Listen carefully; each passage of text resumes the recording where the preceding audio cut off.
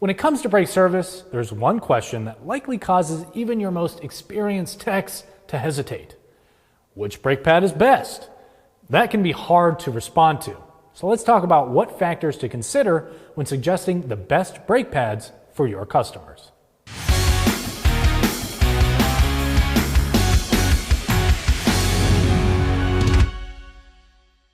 Brake pads are not a one-size-fits-all solution. It may be tough to recommend the right brake pads to fit each customer's needs.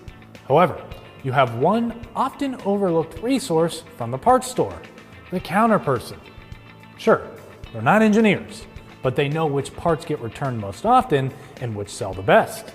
This information can help you suggest products to your customers. Yes, engineering and appearance matter when it comes to brake pads, but trust and reputation of the product are even more important. The right pad for your customer isn't always a price issue. In fact, price becomes irrelevant when a customer comes back to your shop complaining about noise or brake problems on their newly installed pads. Friction material should be one of your first considerations when selecting the right brake pad. However, what makes one friction material different from another? That depends on a couple of things. First, a quality pad maintains consistent friction across a lot of temperatures. That means having consistent brake torque at environmental extremes of -40 to up to 500 degrees. If you're judging a brake pad based on appearance alone, check out a few things. First, check the shim material. It should be a sandwich of metal, rubber, or composite materials. Try dropping the shim on the floor. If it rattles or pings, it may indicate it's not a quality build.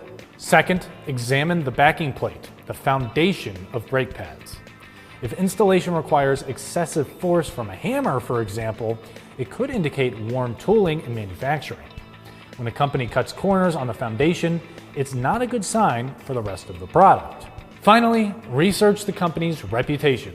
Can you reach somebody by the phone? Do they advertise their products well enough to have brand recognition? Maybe it's a brand or product you use on your own vehicle. Think about it. If you wouldn't put them on your own vehicle, do you really want to sell them to your customers? For more tire and service videos, don't forget to follow us on Instagram, Facebook, and subscribe to our YouTube channel. I'm Christian Hinton, coming to you from the Tire Review Continental Tire Garage studio at Babcox Media. See you next time.